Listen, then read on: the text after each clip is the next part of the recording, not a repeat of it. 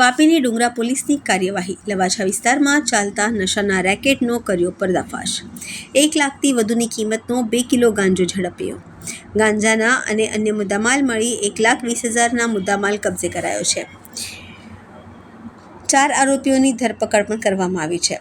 નશાના રેકેટના મૂળ સુધી પહોંચવા પોલીસે તપાસ હાથ ધરી।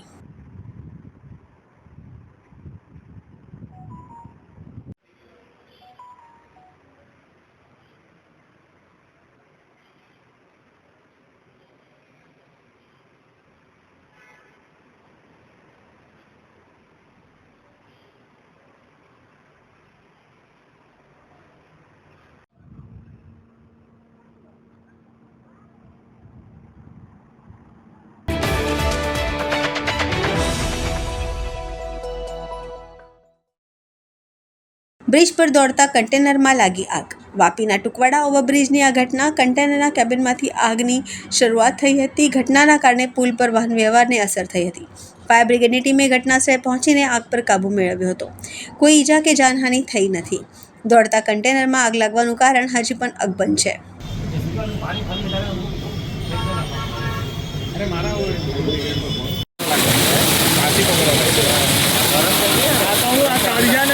કોમ્પ્લેક્સથી કાઢે તો જ અંદર તો અંદર અગાડી પાણી લાગતું નહીં મળે।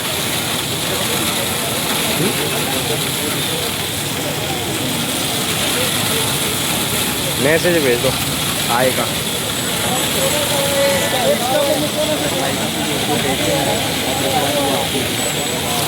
मैसेज भेज दो बहुत अच्छा है। 77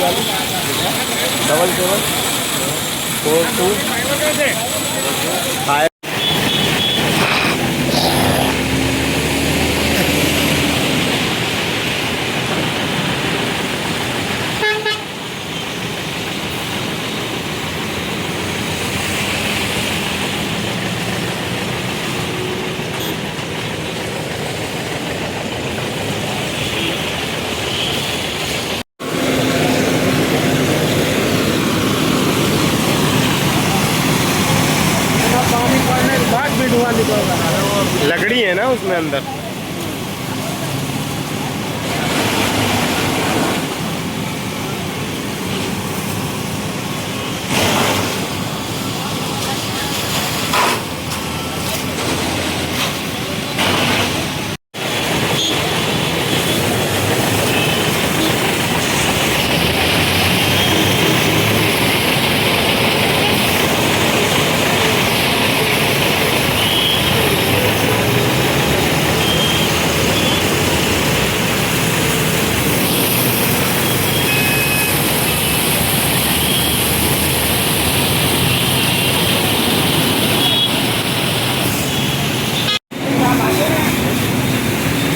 अरे ऐसा करते हैं पीछे ही ले जाते हैं, आगे तो जगह है नहीं।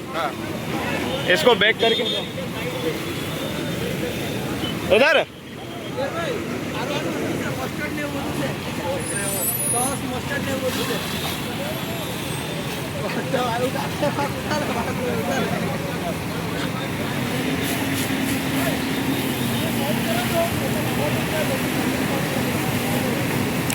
ड्राइवर किधर है? ड्राइवर रो रहा है बेचारा। रो रहा है, बोलता है मैं रोने से क्या हो रहा है?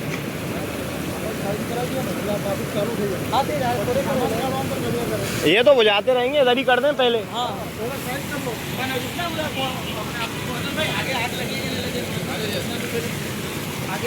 आग लग गई है।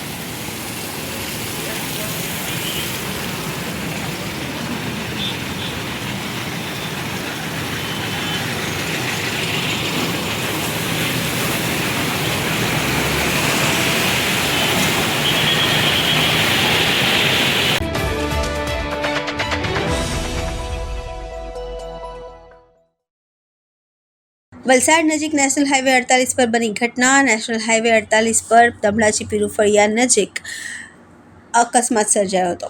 ટેમ્પો ચાલકે સ્ટીયરિંગ પરથી કાબુ ગુમાવતા ટેમ્પો હાઈવે ડિવાઈડર કૂદી રોંગ સાઈડ પર આવ્યો હતો। કન્ટેનર ચાલકે કારને ટક્કર મારતા કાર હાઈવે પરથી 10થી 20 ફૂટ ઊંચી ફંગાઈ વાડીમાં પડી હતી। અકસ્માતમાં કારમાં સવાર એક મહિલાનું મોત થયું છે, ગંભીર ઇજાગ્રસ્ત છે।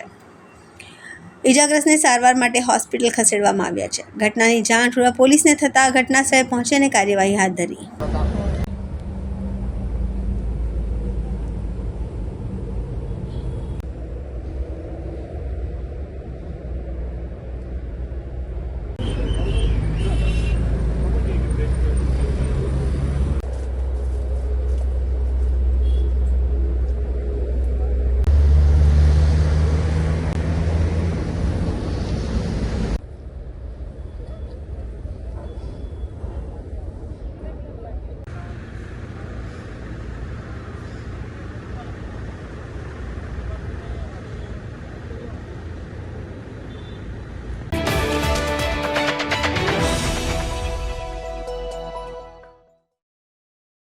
નંદીગામના આદિવાસી સમાજના આગેવાનોએ આવેદનપત્રમાં જણાવ્યું હતું કે નંદીગામ બંધારણની 5મી અનુસૂચિ હેઠળ આવતો વિસ્તાર છે.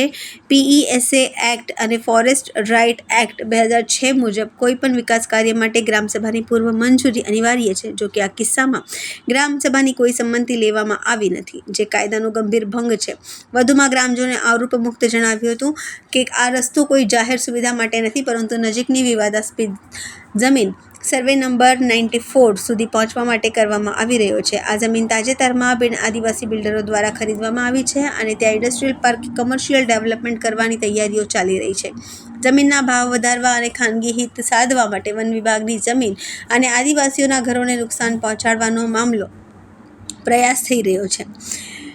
આ મામલે ઉમરગામના તાલુકા વિકાસ અધિકારીએ પત્રકારો સાથેની વાતચીતમાં જણાવ્યું હતું કે ગ્રામજનોએ કરેલ રજૂઆત અને અમે ધ્યાને લીધી હતી. અમે આ બાબતે વન વિભાગને પણ જાણ કરીશું. પંચાયતની દરખાસ્તના આધારે આ કાર્યવાહી આગળ વધારવામાં આવી હતી, પરંતુ ગ્રામજનોનો જે વિરોધ છે અને ગ્રામસભાના ઠરાવ અંગે જે આક્ષેપો છે તેની યોગ્ય ચકાસણી અને વિચારણા કરવામાં આવશે.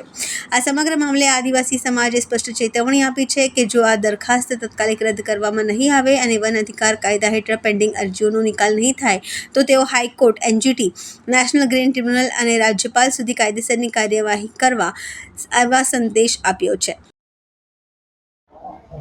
નંદીગામ પૂર્વ ડેપ્યુટી સરપંચ અને આજે નંદીગામમાં જે રસ્તા બાબતની જે તજવીજ ચાલી રહી છે એ જે એનો જે ઠરાવો જે કરવામાં આવ્યો એ આજ દિન સુધી સ્થાનિક ગામના જે લોકોને વિશ્વાસમાં લીધા નહીં. અને બીજું કે પંચાયતની જે બોડી એ લોકોને બી જણાવવામાં આવ્યું નહીં. જે કંઈ ઠરાવો થયા તે બણબારને ઠરાવો કરીને ખોટા ડોક્યુમેન્ટ ઊભા કરીને આગળની કાર્યવાહી કરવામાં આવી એવું મને લાગી રહ્યું છે. કેમ કે આજે ગામમાં જવા માટે ઓલરેડી પહેલાંથી જ રસ્તો ત્યાં છે 10 થી 12 ફૂટનો. હવે તેને પહોળો બનાવવા માટે આવે તો પછી અમારે પાછલામાં જે ત્યાં 18 એકરની જમીન ખરીને એમાં એ લોકો ઇન્ડસ્ટ્રીયલ ઝોન ઊભું કરવા માંગે એવું અમને લાગી રહ્યું છે. કેમ કે ત્યાંના જે ત્યાંના જે વર્ષોથી ખેડી ખાતા જ્યાં અમારા સમાજના આદિવાસી ત્યાં મતલબ ખેડી ખાતા છે એ લોકોનો જૂના પાયણી 1962-63માં એનું પરદાદાના નામ બોલે છે ને હવે તે જમીન અપાયેલી છે એ લોકોને પરદાદાઓને, પણ અભણ અજ્ઞાનતાના કારણે એ લોકો હજુ રેકોર્ડ પર આવી નહીં શક્યા અને એ લોકોને ત્યાંથી હટાવવાની કોશિશ ચાલી રહી છે. એટલે અમારો સખ્ત વિરોધ છે કે જે સરપંચ ગામના ગ્રામસભાને લઈને ચાલવા જોઈતો હતો, વિશ્વાસમાં લઈને ચાલવા જોઈતું હતું, એ આજ દિન સુધી ગામના લોકોને વિશ્વાસમાં ન લીધો અને બનબારને બધું ઠરાવવાનો જે પેપર વર્કિંગ કરીને જે આગળની એ લોકોએ દરખાસ્ત મૂકી તે આજ એક બી ગ્રામસભાના વ્યક્તિને જણાવવામાં આવ્યું નથી. એટલે અમારો સખ્ત વિરોધ છે કે આ બનબારને જેટલું બી આ રસ્તો પોળવા માટે જે જણાવ્યું છે એ અમને ગામના સ્થાનિક લોકો એમનો વિરોધ નોંધાવે છે. નંદીગામ ગ્રામ પંચાયતના ગ્રામજનો દ્વારા ગ્રામ પંચાયત દ્વારા જે ફોરેસ્ટ વિભાગની જગ્યા છે એની અંદર રસ્તો પટેલપાડા સુધી, નેશનલ હાઈવે 48 પટેલપાડા સુધી જે રસ્તો બનાવવા માટે દરખાસ્ત કરેલી હતી અને એ દરખાસ્ત ગ્રામ પંચાયત દ્વારા અત્યારે મોકલવામાં આવેલી હતી અને એ આપણે તાલુકામાંથી વન વિભાગને ફોરવર્ડ કરવામાં આવેલી હતી. તો એ ફોરેસ્ટની જગ્યા બાબતે ગ્રામજનોને વાંધો હોય, ગ્રામજનોએ અત્યારે રજૂઆત કરેલ છે. તો ગ્રામજનોની રજૂઆતને ધ્યાને લઈ આપણે વન વિભાગને સદર બાબતે જાણ કરીશું અને આગળની કાર્યવાહી માટે જે ગ્રામજનોનો વિરોધ છે એ અમને વાકેફ કરીશું. પંચાયતની દરખાસ્ત હતી ગ્રામ પંચાયતની ગ્રામસભાની દરખાસ્ત હતી. એ દરખાસ્તના આધારે જ આપણે અત્યારેથી ફોરવર્ડ કરવામાં આવેલું છે. ગ્રામ પંચાયતની દરખાસ્તને ચકાસતા તો ગ્રામસભાનો ઠરાવ જ અત્યારે જોડેલો છે, એટલે અમારે એ જ માનવો રાખવો પડે. પણ જે ગ્રામજનોની રજૂઆત છે કે ગ્રામસભામાં પુનઃ એ બાબતે વિચારણા કરવામાં આવશે.